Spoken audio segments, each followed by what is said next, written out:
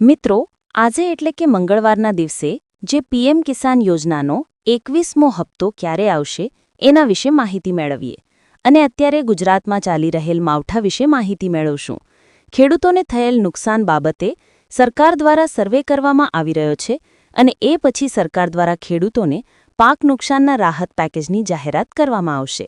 ક્યારે આવશે પીએમ કિસાન યોજનાનો 21મો હપ્તો? સામે આવી લેટેસ્ટ અપડેટ જાણો. પીએમ કિસાન સ્ટાટસ. દરેક વ્યક્તિ પીએમ કિસાન યોજનાના 21મા હપ્તાની રાહ જોઈ રહ્યા છે.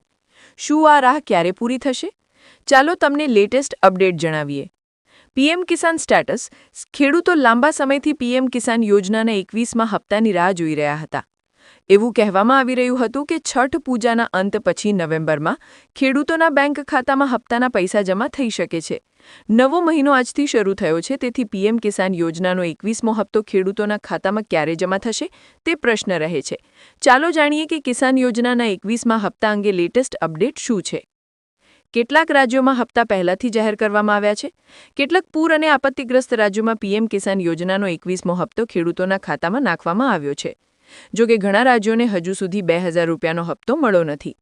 પ્રધાનમંત્રી કિસાન સન્માન નિધિ યોજના એક સરકારી યોજના છે, જેના હેઠળ સરકાર નાના ખેડૂતોને વાર્ષિક 6000 રૂપિયાની નાણાકીય સહાય પૂરી પાડે છે. આ 6000 રૂપિયા 3 હપ્તામાં આપવામાં આવે છે, જેમાં દરેક હપ્તામાં 2000 રૂપિયા ખેડૂતોના ખાતામાં જમા કરવામાં આવે છે. હપ્તાના પૈસા ક્યારે આવશે? એવી અટકળો છે કે પીએમ કિસાન યોજનાનો 21મો હપ્તો ક્યારે મળશે. હકીકતમાં બિહાર વિધાનસભા ચૂંટણી માટે મતદાનનો પ્રથમ તબક્કો 6 નવેમ્બર છે. ખેડૂતોને આશા છે કે સરકાર 21મો હપ્તો જાહેર કરી શકે છે. જો કે રાજ્ય સરકારે હજુ સુધી આ માટે કોઈ તારીખ જાહેર કરી નથી કે કોઈ માહિતી આપી નથી. લેટેસ્ટ અપડેટ શું છે? પીએમ કિસાનના 21મા હપ્તા અંગેના લેટેસ્ટ અપડેટ્સ અનુસાર બિહાર ચૂંટણી પહેલા નવેમ્બર 2025ના પહેલા અઠવાડિયામાં આ હપ્તો જાહેર કરવામાં આવી શકે છે. એ નોંધવું જરૂરી છે કે પંજાબ, હરિયાણા અને જમ્મુ અને કાશ્મીર જેવા આપત્તિગ્રસ્ત રાજ્યોના ખેડૂતોને પહેલાથી જ ચૂકવણી મળી ગઈ છે. સ્ટાટસ કેવી રીતે ચેક કરવું? આ માટે તમારે pmkisan.gov.in વેબસાઇટની મુલાકાત લેવાની જરૂર છે. ત્યાં લાભાર્થી સ્ટેટસ પસંદ કરો, તમારું રજિસ્ટ્રેશન નંબર લખો, કેપ્ચા લખીને એન્ટર દબાવો. હવે તમને હપ્તાની સ્થિતિ વિશે માહિતી પ્રાપ્ત થશે. નોંધ કરો કે હપ્તાની રકમ ફક્ત તે ખેડૂતોના ખાતામાં જમા થશે જેમણે તેમનું ઈ-કેવાયસી પૂર્ણ કર્યું છે. ઈ-કેવાયસી વિના ખેડૂતોના 21મા હપ્તાની ચૂકવણીમાં વિલંબ થઈ શકે છે. તેથી તમારું ઈ-કેવાયસી કરાવો. શું છે આ યોજનાનો હેતુ? આ યોજનાનો ઉદ્દેશ્ય નાના અને સીમાંત ખેડૂતોને તેમના ખેતી ખર્ચમાં ઘટાડો કરીને અને તેમની આવકમાં સુધારો કરીને મદદ કરવાનો છે. આ યોજનાનો લાભ મેળવવા માટે ખેડૂતોની ઉંમર ઓછામાં ઓછી 18 વર્ષની હોવી જોઈએ અને તેમને જમીન માલિકીની પ્રમાણિત માહિતી પ્રદાન કરવી આવશ્યક છે. આ શરતો પૂરી કરવી છે જરૂરી. 21મા હપ્તાના રૂપિયા પણ ઘણા ખેડૂતોના ખાતામાં ટ્રાન્સફર કરતા પહેલા રોકી દેવામાં આવ્યા હતા. આ ખેડૂતોના ખાતા શંકાસ્પદ માનવામાં આવતા હતા અને પાત્રતા માપદંડોને પૂરા કરતા ન હતા. હવે 21મા હપ્તા પહેલા પણ આવી જ સ્થિતિ જોવામાં આવી રહી છે. યોજનામાં થયેલ અનિયમિતતાને ધ્યાનમાં રાખીને સરકાર કડક કાર્યવાહી કરી રહી છે અને મોટા પાયે વેરિફિકેશન શરૂ કરી દીધું છે. જે ખેડૂતો આ 3 આવશ્યક શરતો પૂરી કરવામાં નિષ્ફળ જાય છે, તેઓને લિસ્ટમાંથી દૂર કરવામાં આવી શકે છે. ઓગસ્ટ 2025ના રોજ જારી થયેલ હતો 20મો હપ્તો. 20મો હપ્તો 2 ઓગસ્ટ 2025ના રોજ જારી થયો હતો. વડાપ્રધાન નરેન્દ્ર મોદીએ વારાણસીના 9,71,000 ખેડૂતોને 20,500 કરોડ રૂપિયાથી વધુની રકમ ટ્રાન્સફર કરી હતી.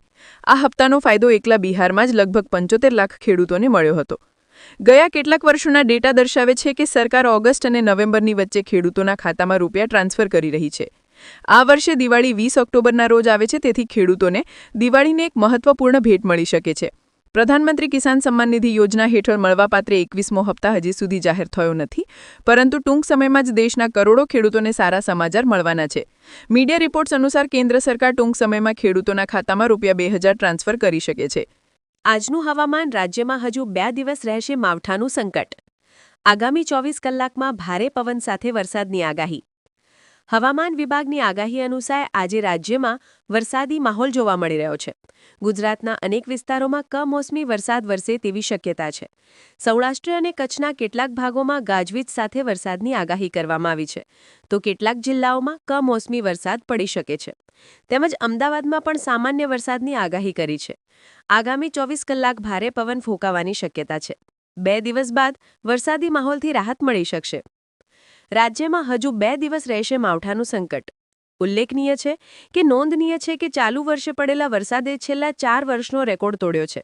સામાન્ય રીતે ઓક્ટોબરથી 21.4% વરસાદ નોંધાતો હોય છે, પરંતુ આ વર્ષ 1 ઓક્ટોબરથી 339% વધુ વરસાદ નોંધાયો છે, જે 4 વર્ષ કરતાં વધુ છે. 249 તાલુકાના 16,000થી વધુ ગામમાં પાક ધોવાયો.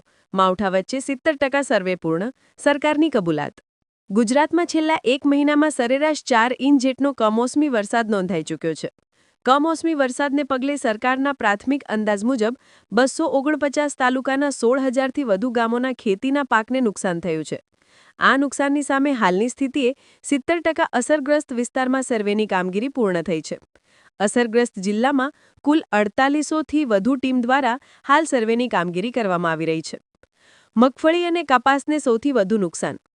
છેલ્લા 1 મહિનામાં દક્ષિણ ગુજરાતમાંથી સૌથી વધુ 6 ઇંચ, સૌરાષ્ટ્રમાં 5.5 ઇંચ, પૂર્વ મધ્ય ગુજરાતમાં 3.25 ઇંચ, ઉત્તર ગુજરાતમાં 1.75 ઇંચ, જ્યારે કચ્છમાં 1.70 ઇંચ વરસાદનો સમાવેશ થાય છે. માવઠાને પગલે સૌરાષ્ટ્રમાંથી મગફળી જ્યારે દક્ષિણ ગુજરાતમાંથી કપાસના પાકને સૌથી વધુ નુકસાન થયાની ભીતિ સેવાઈ રહી છે. ગુજરાતમાં 28મી ઓક્ટોબરની સ્થિતિએ 84,94,390 હેક્ટર વિસ્તારમાં ખરીફ પાકનું વાવેતર થયું હતું, જેની સરખામણીએ ગયા વર્ષે આ સમયગાળામાં 84,88,784 હેક્ટર વિસ્તારમાં ખરીફ પાકનું વાવેતર થયું હતું. આમ આ વર્ષે ખરીફ પાકના વાવેતર વિસ્તારમાં વધારો નોંધાયો હતો, પરંતુ હવે કમોસમી વરસાદ વરસતા ખેડૂતોને માથે હાથ દઈને રડવાનો વારો આવ્યો છે. આ વર્ષે મગફળીનું સૌથી વધુ 22.02 લાખ, કપાસનું 20.95 લાખ અને ઘાસચારાનું 9.59 લાખ હેક્ટર વિસ્તારમાં વાવેતર થયું હતું. રિજિયન પ્રમાણે જોવામાં આવે તો સૌરાષ્ટ્ર 37.51 લાખ, ઉત્તર ગુજરાત 18.08 લાખ, દક્ષિણ ગુજરાત 7.10 હેક્ટર વિસ્તારમાં વાવેતર થયું હતું.